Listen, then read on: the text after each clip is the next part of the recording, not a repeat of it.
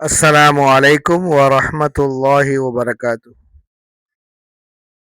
அல்ஹம்துலில்லாஹ் வஸ்ஸலாத்து வஸ்ஸலாமு அலா ரசூலில்லா அம்மா பஅத். அன்பிற்கினிய சகோதர சகோதரிகளே, இந்த செய்தி குறிப்பாக வியாபாரம் செய்யக்கூடிய வியாபார பெருமக்களுக்காக மார்க்கம் சொல்லித்தரக்கூடிய அற்புதமான ஒரு விஷயம். வியாபாரம் செய்கிற பொழுது பொதுவாக வீணான பேச்சுக்கள், வீணான சத்தியங்கள் அதிலே கலந்து விடுகிறது.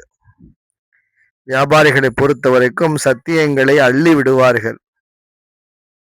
அதே போன்று வீணான பேச்சுக்கள், தேவையில்லாத பேச்சுக்கள், எப்படியாவது வாடிக்கையாளரை அந்த பொருளை வாங்கிவிட வேண்டும் என்று சில வார்த்தைகளை பேசுவது உண்டு. இந்த மாதிரியான வீணான பேச்சுக்கள், வீணான சத்தியங்கள் கலந்து விடுகிற பொழுது அது ஒரு பாவம். அந்த பாவத்திலிருந்து நம்மை தற்காத்துக் கொள்வதற்காக வேண்டி மார்க்கம் ஒரு அற்புதமான ஒரு வழியை நமக்கு சொல்லித் தருகிறது. வியாபாரத்தோடு நாம் செய்யக்கூடிய தர்மத்தை கலந்து விட வேண்டும்.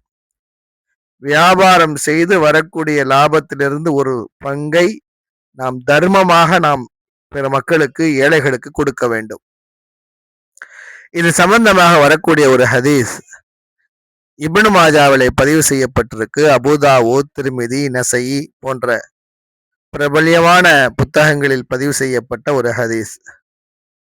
ஒரு சஹாபி அவர்கள் கைஸ் இப்னு அபி கரஸா ரலியல்லாஹு அன்ஹு அவர்கள் சொல்லுகிறார்கள், நாங்கள் நபி ஸல்லல்லாஹு அலைஹி வஸல்லம் அவர்கள் காலத்தில் சமாசிரா என்று அழைக்கப்பட்டோம். எங்களுக்கு பெயர் என்னவென்றால் சமாசிரா, அதாவது மத்தியஸ்தர்கள், வியாபார முகவர்கள் என்று நாங்கள் அழைக்கப்பட்டோம்.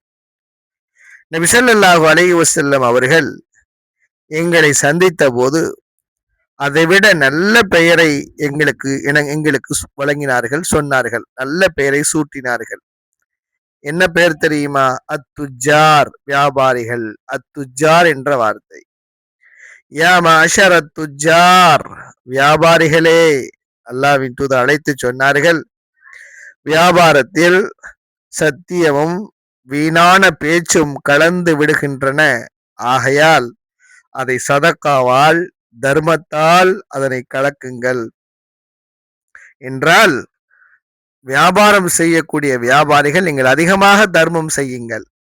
அந்த வியாபாரத்தில் ஏற்படக்கூடிய ஒரு சில குறைகள், அந்த தர்மம் அதை இல்லாமல் ஆக்கிவிடும். உங்கள் மீது அது பாவச்சுமையிலிருந்து அதை தூய்மைப்படுத்திவிடும் என்று அல்லாஹ்வின் தூதர் ஸல்லல்லாஹு அலைஹி வஸல்லம் சொன்னார்கள். ஆக அருமை சகோதர வியாபாரிகளே, பொதுவாக நாம் செய்யக்கூடிய வேலை எந்த வேலையாக இருக்கட்டும், அந்த வேலையை எல்லோரும் நேர்த்தியாக செய்துவிட முடியாது.